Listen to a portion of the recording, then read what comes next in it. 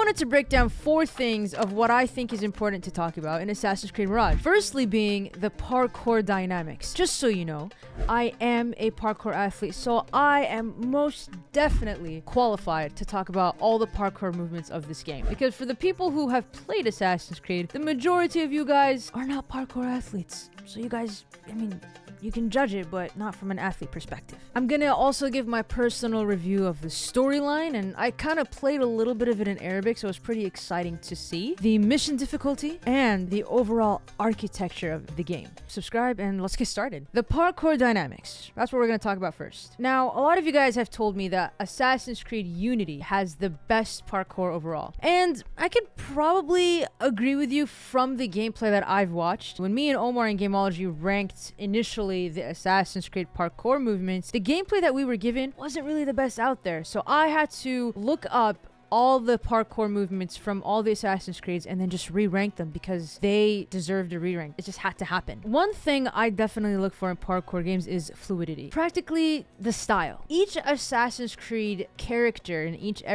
and every Assassin's Creed game has their own style, mainly because they hire different people for mocap. Ubisoft, if you're really thinking about hiring female mocaps, you know, I'm here.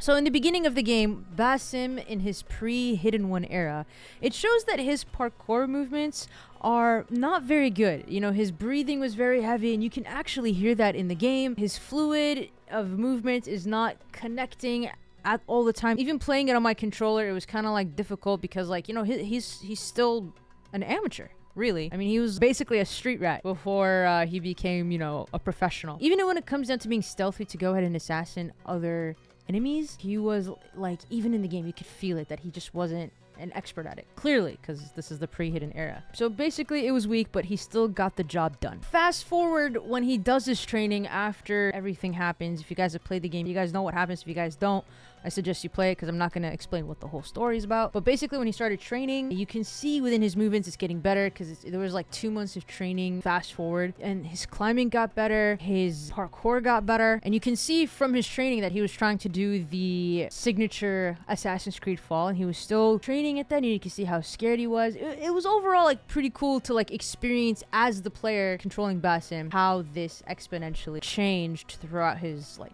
training career. Some of the movements that I really enjoyed in this game were the strides, laches, the vaults. There was a speed vault, there was a dash vault, there was a Kong, which was pretty cool. I think my favorite one I really enjoyed the most was lache, and then he starts preying and then strides through the platforms, which I thought was super cool. And there was one point in time where he was actually like hurdling pretty much. And as I was playing it, this was of course near the end of the game, I was actually like excited to see like these movements again. Throughout the game, Basim's parkour gets progressively better, and you can actually like feel that throughout every mission. And near the end of the game, his parkour is basically flawless. You can see within his movements that he just keeps leveling up with it, and I really enjoy that because as your parkour skill progresses, you know everything around you is like a full-on large playground, and I really enjoyed that. The things that I personally didn't like about the parkour for Mirage that I liked in Origins is that you can climb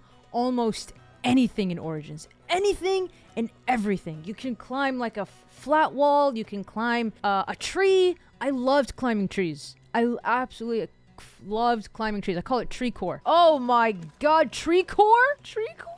I love tree core. For Mirage, I'm going to say you could barely climb anything. You have to find certain little cracks that are available on a wall to climb it. Otherwise, he's gonna climb up and then just bounce off the wall and do a 180. And I didn't really like that, but at the same time, it's kind of like challenging for me as a player to find things that are climbable. But Bayek climbed anything and probably is a better hidden one, to be honest. I mean, I don't know. But that's like one thing I didn't really like about it. Other than that though, between the movements for Assassin's Creed Origins and Assassin's Creed Mirage, I personally liked the fluidity and movement of...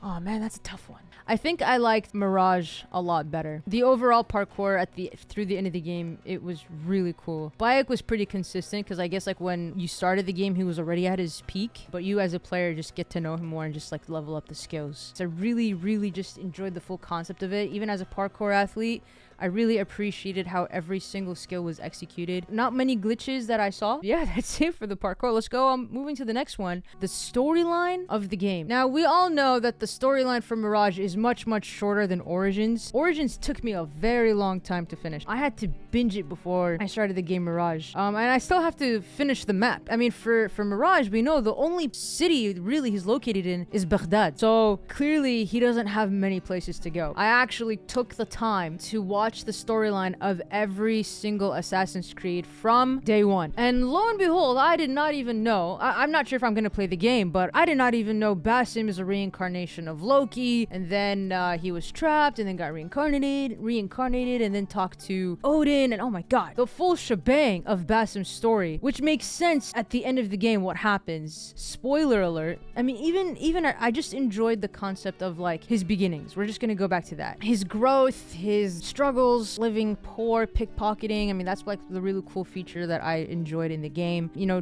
being with his friend Nihal, and in the story of the game where he meets the Hidden One for the first time, and then he does a mission where they say that the Hidden Ones couldn't even accomplish, and he goes ahead and tries to prove himself to the Hidden One so he can be a part of it. And Nihal, of course, was like one of his best friends, and his conscience really telling him like, dude, this is a bad idea, like we shouldn't do it. Still went ahead with it because it wouldn't be a story without it. Ended up getting himself in trouble. He could have died really if Nihal wasn't there to like save the day. Blames Nihal for everything, ditches Nihal, becomes an assassin, comes back, and like eventually like things are starting to pile up of like these visions and these jinns, and Nihal, the OG, you know, comes back to him and like best friend till the end, till the very end of the game, where he finds out that his master really was trying to keep something away from him, basically keep him distracted so he won't find out that he's actually the key of the place that is protected in Alamut, that the Hidden Ones don't even know what they're protecting. Overall, this story, what I do enjoy is a twist. I really, really do enjoy the twist. And so finding out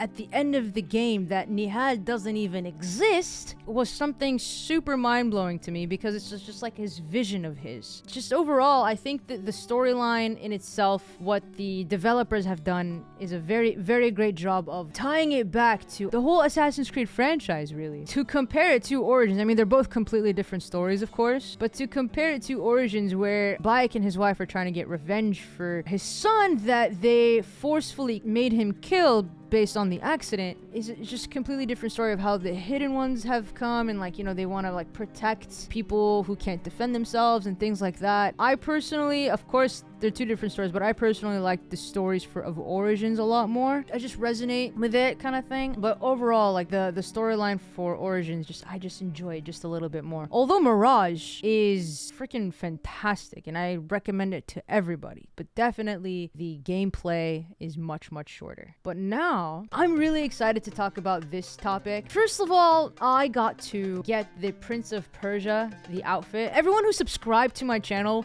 really enjoyed my short about me ranting about Jake Gyllenhaal, or Jack Gyllenhaal, if you guys remember that. For him looking like Jake Gyllenhaal and then having the Prince of Persia outfit really took it home. I mean, all I had was like the Dagger of Time and the sword as well. It was absolutely fun. It literally took it home. I was literally Jake. So this difficulty, I played normal. I didn't choose hard. I didn't choose easy. I just played normal just to see how this game goes, because I'm probably going to be playing it again. The combat between Origins and Mirage was super easy. It was super easy. Every single game, when you are in combat, the enemy will glow red. If it glows red, you push back. If it glows yellow, then you can parry and then stab. So that's it. Like, it's just super easy combat. And then, like, if you want to press, like, R1 if I'm playing on the PlayStation 5, you just combat until you, like, finish the job. With that, in Mirage, it was super easy because all I had to do was wait for the enemy to have this yellow aura so I can get that indicator to parry to just immediately kill. For Origins, I had to work my ass off. And the reason being is because for Origins, you have to level up continuously to fight an enemy later on. So let's say Bayek is only level 10, but the enemy of the mission that I'm going to be taking on, this guy is level 20. I have to be level 20 to even possibly finish him off. If I'm level 10, there is no way I will be beating him anytime soon. For Mirage, there's no level. You could immediately assassinate someone first try. First try, like even in stealth mode. For Origins in stealth mode, there's some people you cannot assassinate first try. For example, people in like large metal suits. You can't assassinate them first try. In Mirage, you can, which was like questionable, really. I mean, how strong is, I was gonna say Jake Gyllenhaal, Basim? I mean, I don't know. But for Origins, the missions were 10 times harder because of it. Like I had to strategize. I literally had to strategize. Mirage, no strategy. Just wait to parry and stab. That's it. I didn't really like that because it was just too easy. Overall, the mission difficulty, I cruised through it. So I enjoyed the difficultiness of it for Origins a lot more than Mirage for sure. Now we can talk about that in the comments. If you guys like it easygoing, then that's, you know, totally fine. In terms of looking for things, there's Eagle Eye. Eagle Eye is pretty cool. I think there's like something similar for Bayek. I just forgot what the specific word is called. You know, that Eagle Vision as well. There's Eagle Eye, Eagle Vision. Then for Basim in Mirage, there's eavesdropping. Pickpocketing is also pretty cool. I really enjoyed that feature. I think in hard mode, the pickpocketing is much more difficult. Bayek was an honorable man. He doesn't really need to pickpocket anybody. I think in defining things, like I like the idea of Basim moving objects to get where you need to go, which was pretty cool. Trying to figure things out, try to get into places was much more difficult than Origins. Origins really didn't have to sneak into many. I mean, it snuck into a lot of places, but like there's already open windows everywhere. Plus, like maybe times were different. But I think overall, really, the difficulty of Assassin's Creed Origins was, in terms of combat, much harder, which was much more enjoyable. In terms of scavenging, I enjoyed Mirage more. Two different things, really, but I would like lean more towards Origins overall. Finally, I wanted to talk about the architecture of this game. As an Arab, as a Muslim, I enjoy the architectures of the past, and I got to witness like the architectures of Jordan, which is where my family originally is from. I got to see Egypt. I got to see a little bit of Syria when I was a kid, and I've been to Dubai. Why did I say Dubai? Dubai. I've been to Dubai and I've been to Abu Dhabi, and the mosques they build, absolutely gorgeous. Like it's like mashallah. It's really beautiful. And so seeing how the developers decided to build everything and like design everything in Baghdad how it used to be, I literally give them so much kudos for doing so much research into what Baghdad used to look like, but at the same time how people are as well. There's a bunch of people wearing the hijab, there's a bunch of people speaking Arabic in that game. It's just, and everyone, there's a bazaars and masajids and just the places in general, the palaces. What I really love the most really is the masajids. Because it's a Muslim country, the masjid always has a call for prayer. And a call for prayer is in every single Arab country. As soon as the clock ticks at a certain time of day, the megaphones go off and all the mosques in unison just start calling for prayer in Arabic. And it is the most beautiful thing I love to hear when I go to Jordan. Because we don't have that here. In America, they don't have that. Like, it's America's not a Muslim country. That's, you know, it's just, that's what it is. And so when I heard the adhan in the game, I literally just stopped and just like literally had Basim just not move. And we as a unison, as a stream, just started listening to the adhan. Can you guys hear it? It's very faint now because the music's playing.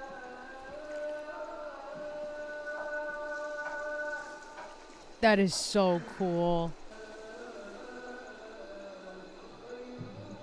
Oh, it's Fajr. Oh my god, it's Fajr. Ah, that's so cool. That is so cool.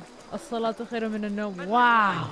That minute of a detail, they even added it into the game. I'm talking about this a lot because I'm really passionate about it. It's so beautiful. And the coolest part is that in Islam, as a Muslim, you pray 5 times a day. So they call for prayer 5 times a day. The very first one is called Salatul Fajr, which is like before sunrise. In this specific call to prayer, they say something extra, which is as-salatu khairun min an-nawm, which is like you should get up, you should freshen up, you should pray before sunrise. That specific part is only said for Salatul Fajr, and that specific part they also played it in the game. That made me so happy to hear. I'm just sitting there like freaking out, like they're saying it. You guys know what that means? They're saying it. I'm babbling, but I'm glad I'm babbling because you should, like, this is just the passion coming out of me. So overall, the developers put their heart and soul into it. And honestly, I commend them really for doing a lot of research about it because I have nothing but good things to say about it. Comparing to Origins, of course, the developers do the research in every single timeline like we talked about in terms of the storyline and the mission difficulty and things like that. Ancient Egypt, you know, they did it right. I have also nothing but good things to say about it as well. I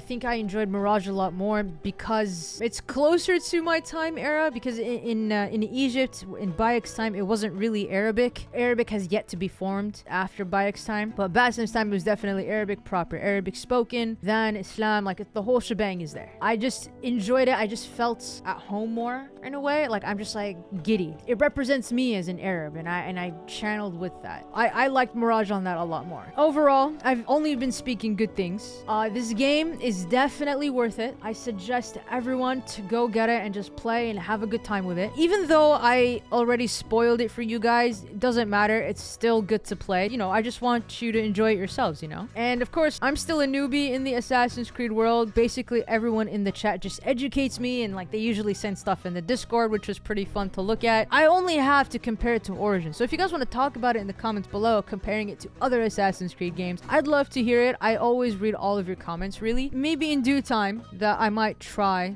to play the rest of the Assassin's Creed games. No promises, but I'm really interested in Assassin's Creed 1 and maybe Unity, just for their parkour sake. Out of 10, I would probably give the overall game a 7. 1, because the mission difficulty wasn't that hard. Maybe I'll try it in hard mode. 2, the storyline wasn't that long, and if there is a third one, I'll definitely let you know, but so far I only can think of 2 in this video. If there's a third one, I'll write it in the comments. You guys can fight me in the comments, or you can agree. We can agree. I hope you guys agree. I really enjoyed this game, and I hope you guys enjoyed this video, me talking about this game really passionately. So yeah, that's pretty much it. I hope to see you soon. I hope to see you subscribe. I hope to see you in the live, and I'll see you guys later. Goodbye.